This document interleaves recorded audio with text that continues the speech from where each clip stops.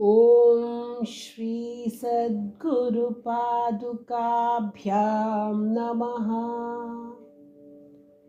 ಎಲ್ರಿಗೂ ನಮಸ್ಕಾರ. ಶ್ರೀ ಲಲಿತಾ ಸಹಸ್ರನಾಮದ 12ನೇ ನಾಮ ನಿಜಾರುಣ ಪ್ರಭಾಪೂರ ಮಜ್ಜದ್ ಬ್ರಹ್ಮಾಂಡ ಮಂಡಲಾಯೈ ನಮಃ. ಈ ನಾಮದ ಅರ್ಥವನ್ನು ಅನುಸಂಧಾನ ಮಾಡೋಣ. ಏನು ಹೇಳ್ತಾರೆ?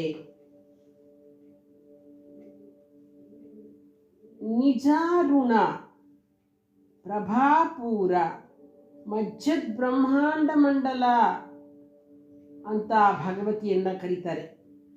ನಿಜ, ಅರುಣ, ಪ್ರಭಾ, ಆಪೂರ, ಮಜ್ಜತ್, ಬ್ರಹ್ಮ, ಅಂಡ, ಮಂಡಲ ಇದಿಷ್ಟು ಸೇರಿಕೊಂಡು ಈ ಒಂದು ನಾಮ ಆಗುತ್ತೆ. ನಿನ್ನದೇ ಆಗಿರ್ತಕ್ಕಂತಹ ನಿಜ ಅಂದರೆ ನಿನ್ನದೇ ಆದ, ಅರುಣ ಪ್ರಭಾ ಕೆಂಪು ವರ್ಣ ಪ್ರಭೆಯಿಂದ ಸೃಷ್ಟಿಯಾಗಿ ಅದೇ ಪ್ರಭೆಯಿಂದಲೇ ನಿತ್ಯವೂ ಮಜ್ಜನ ಮಾಡಲ್ಪಡುತ್ತಿರುವ ಅಂದರೆ ಸ್ನಾನ ಮಾಡಲ್ಪಡ್ತಿರ್ತಕ್ಕಂತಹ ವಿಶ್ವದ ಸಮಸ್ತ ಬ್ರಹ್ಮಾಂಡ ಕೋಶದಲ್ಲೂ ಅಂತರ್ಗತವಾಗಿರ್ತಕ್ಕಂತಹ ಶ್ರೀದೇವಿಯೇ ನಿನಗೆ ನಮಸ್ಕಾರ. ಅಮ್ಮನವರು ಕಣ್ಣು ತೆರೆದರೆ ಸೃಷ್ಟಿ, ಕಣ್ಣು ಮುಚ್ಚಿದರೆ ಲಯ. ನೋಡಿ, ಕಣ್ಣು ತೆರೆದರೆ ಸೃಷ್ಟಿ, ಕಣ್ಣು ಮುಚ್ಚಿದರೆ ಲಯ, ಪ್ರಳಯ. ಪ್ರತ್ಯೇಕವಾಗಿ ನೋಡಿದ್ರೆ ಅದನ್ನು ಪಿಂಡಾಂಡ ಅಂತ ಕರೀತಾರೆ. ಸಾಮೂಹಿಕವಾಗಿ ನೋಡಿದರೆ ಅದನ್ನು ಬ್ರಹ್ಮಾಂಡ ಅಂತ ಕರೀತಾರೆ. ಅಮ್ಮನವರು ಸರ್ವವ್ಯಾಪಿನಿಯವಳು, ಅರುಣಾಂ ಕರುಣಾಂ ತರಂಗಿತಾಕ್ಷಿ ಅನ್ನೋ ಹಾಗೆ ಅಮ್ಮ ಕೆಂಪು ಅಭಿವ್ಯಕ್ತಿತೆಯ ಸಂಕೇತ. ಅಮ್ಮನವರು ಅಂದರೆ ಸಿಂಧೂರ ಅರುಣ, ಸಿಂಧೂರದಂತೆ ಅರುಣವರ್ಣ. ಅರುಣವರ್ಣ ಅಂದರೆ ಕೇಸರಿಯ ಕೆಂಪು.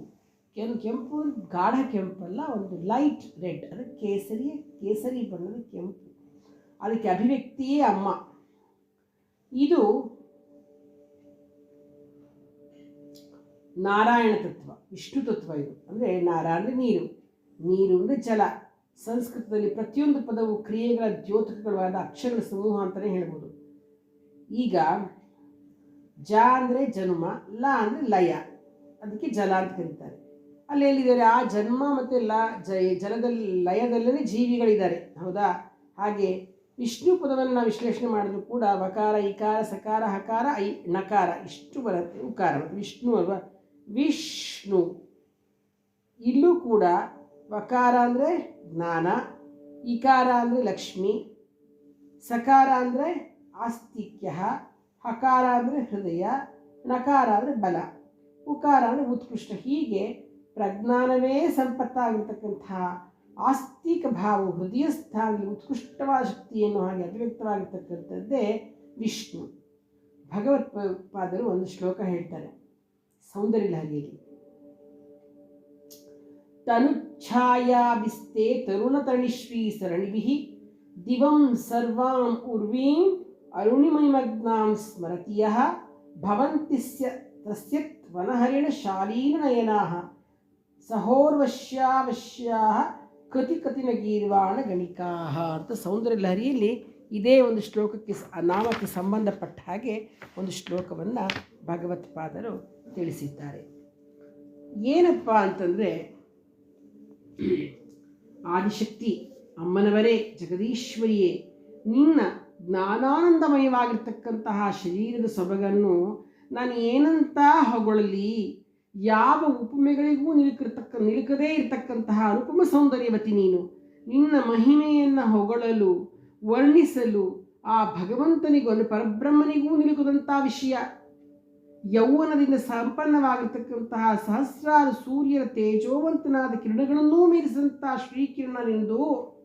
ಅದು ವ್ಯೋಮವೆನ್ನೆಲ್ಲ ಬೆಳಗುವಂತಹ ಬೆಳಕು. ಅದು ಇಂಥ ಅತ್ಯದ್ಭುತವಾಗಿರ್ತಕ್ಕಂಥ ನಿನ್ನ ಅರುಣವರ್ಣ ಛಾಯಾಂಶ ಶರೀರವನ್ನು ಸಂಕಲ್ಪಿಸಿಕೊಳ್ಳುತ್ತದೆ. ಅದರಲ್ಲೇ ಮಗ್ನರಾಗಿ ನಿನ್ನನ್ನೇ ಸ್ಮರಿಸುತ್ತಾ ಭಕ್ತಿಯುಕ್ತರಾಗಿರುವವರಿಗೆ ಬೆದರುಗಂಗಳ ಚೆಲುವೆಯಾಗಿರ್ತಕ್ಕಂಥ ನಿನ್ನ ಕೃಪಾ ಕಟಾಕ್ಷವು ದೊರೆಯುವುದರಲ್ಲಿ ಯಾವ ಸಂದೇಹವೂ ಇಲ್ಲ ಅಮ್ಮ. ನಿಶ್ಚಯವಾಗಿ ನಿನ್ನ ಅನುಗ್ರಹ ದೊರೆತು ಅಂಥ ಮಹಾತ್ಮನು ಊರ್ವಶಿ ಸಹ ದೇವಗಣಿಕೆಯರನ್ನೂ ಕೂಡ ತನ್ನ ವಶದಲ್ಲಿರಿಸಿಕೊಳ್ತಾನೆ ಅಂತ ಹೇಳ್ತಾರೆ ಅದರಲ್ಲಿ. ಅಂದರೆ ಈ ಲೌಕಿಕ ವಿಷಯಗಳಿಗೆ ಎಂದೆಂದೂ ಮನಸ್ಸೋಲ್ನೋನು ಅನ್ನೋದನ್ನ ಈ ಒಂದು ಪದ್ಯದ ತಾತ್ಪರ್ಯ. ಭಗವತಿ ತನ್ನ ಅಪೂರ್ವವಾದ ಕಿರಣಗಳನ್ನು ಭಗವಂತನ ಮೇಲೆ ಪಸರಿಸ್ತಾ ಇದ್ದಾಳೆ. ಆ ಅರುಣ ವರ್ಣ ಛಾಯೆಯು ಕಿರಣಗಳ ಮಹತ್ವ ಎಷ್ಟಿರಬಹುದು ಅಂತ ನಾವು ತಿಳ್ಕೊಳ್ಳಿಕ್ಕೆ ಖಂಡಿತ ಸಾಧ್ಯವೇ ಇಲ್ಲ. ಸಮಸ್ತ ಬ್ರಹ್ಮಾಂಡಗಳನ್ನು ಸ್ವದೇಹೋದ್ಭೂತಾಭಿಹಿ ಅನ್ನೋ ಹಾಗೆ ನಿನ್ನ ಅರುಣ ವರ್ಣ ಕಾಂತಿಯ ಕಿರಣಗಳಿಂದಲೇ ಸೃಷ್ಟಿಯಾಗಿ ಅದೇ ಕಿರಣಗಳ ಜ್ಞಾನ ತೀರ್ಥದಿಂದ ಮಜ್ಜನ ಮಾಡ್ತಾ ಇದೆಯಾ, ಸ್ನಾನ ಮಾಡಿಸ್ತಾ ಇದೆಯಾ. ಬ್ರಹ್ಮಾಂಡಗಳ ಹೊರಗೂ ಒಳಗೂ ವ್ಯಾಪಿಸಿರ್ತಕ್ಕಂತಹ ಸರ್ವಶಕ್ತಿಯೇ ಪಿಂಡಾಂಡವೆಂಬ ಅನ್ನಮಯ ಶರೀರವನ್ನು ಸೃಷ್ಟಿಸಿ ಹೃದಯ ಸ್ಥಾನದಲ್ಲಿ ನೆಲೆಸಿ ತಿರಿಯ ಊರ್ಧ್ವಪದಶ್ಯಾಯಿ ರಶ್ಮೇಸ್ತಾಹ ಅನ್ನೋ ಹಾಗೆ ಸಂತಾಪಯತಿ ಸ್ವಂ ದೇಹಮಾಪಾದ ತರಮಸ್ತಕಃ. ಅದು ನಾರಾಯಣ ಸೂಕ್ತದ ಮಂತ್ರ ಇದು.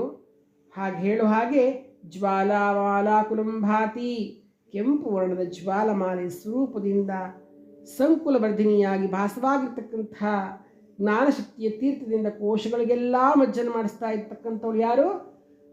ಆ ಮಹಾ ತಾಯಿ ಶ್ರೀ ಜಗನ್ಮಾತೆ ಅಂತ ಹೇಳ್ತಾ ಈ ಶ್ರೀನಾಮದ ಮೂಲಕ ಅಮ್ಮನವರ ಲಲಿತಾ ಪರಮೇಶ್ವರಿಯು ನಮಗೆ ದಿವ್ಯ ಸಂದೇಶವನ್ನು ಏನು ಕೊಟ್ಟಿದ್ದಾಳೆ ಅಂತಂದರೆ, ಹೊರಗಡೆಯ ಸೂರ್ಯೋದಯವು ಅಂದರೆ ನಮ್ಮೊಳಗಿನ ಜ್ಞಾನೋದಯದ ಸಂಕೇತ. ಅಂತಹ ದಿವ್ಯ ಜ್ಞಾನೋದಯವು ಕೂಡ ಹೃದಯಸ್ಥಳಾಗಿರ್ತಕ್ಕಂತಹ ಲಲಿತಾ ಮಾತೆಯ ಅನುಗ್ರಹವೇ ಆಗಿದೆ. ನಮಗೆ ಅವಳ ಅನುಗ್ರಹ ಇದ್ದರೆ ಮಾತ್ರ ಜ್ಞಾನೋದಯ ಆಗಲಿಕ್ಕೆ ಸಾಧ್ಯ.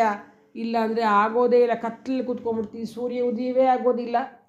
ಆ ರೀತಿಯಲ್ಲಿ ನಡೆದಂತಹ ಅಮೂಲ್ಯವಾದ ಜ್ಞಾನಶಕ್ತಿಯನ್ನು ಬಾಹ್ಯ ಜಗತ್ತಿನಲ್ಲಿ ನಾವು ಮಾಡ್ತಕ್ಕಂಥ ಎಲ್ಲ ಕಾರ್ಯಗಳಿಗೂ ಸಮರ್ಥವಾಗಿ ಬಳಸ್ಕೊಳ್ಬೇಕು, ಸದುಪಯೋಗ ಪಡಿಸ್ಕೊಳ್ಬೇಕು.